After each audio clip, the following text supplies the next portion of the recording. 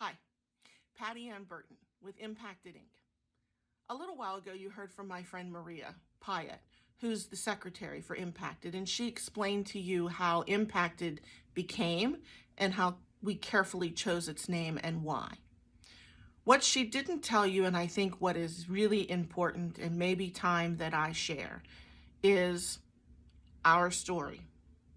Why what happened to us has impassioned other people to develop this organization and do the work that we're doing together.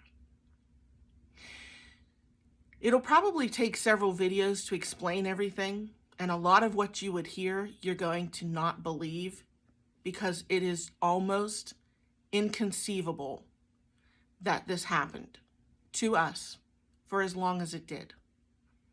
Some of what we experienced is Patrick's story, and at some point, he needs to share it, not me. But what I can share with you, and what I will share with you, is what Tom and I went through as parents, what our other children, we have 4 together, went through with our extended family, and what our community and friends went through watching us as we became a very devastated family. So I think it's important that you take a little walk back in history. Some of it's painful, to be quite honest, but you need to hear it. In 2011, Patrick was playing a football game and he got injured. He took a hit to the back of his head, and when he fell forward, he hit the front of his head. He was slow to get up, but he did get up, and he walked off the field. But he was not put back into play for the rest of the game. When I asked the coach, "Why did you do that?" he said, "I was winning, and I didn't need him, and he got injured." But he was fine. And he was fine on Sunday, playing like normal with his brothers, loud, obnoxious Patrick. But little did we know, something was stirring.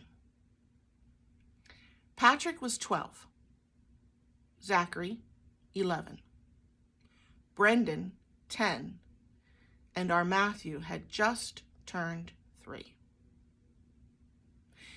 Patrick went on to school on Monday, again, totally fine. When he returned from home on Monday, he walked in the front door and said, "I don't feel very good." "What's wrong?" "I don't know. I got a headache and my stomach's upset." So if you're a mom or dad or grandparent, late September, your kids go back to school, you know what happens. They get sick. They get colds. They pick it all up because they're back in school with each other.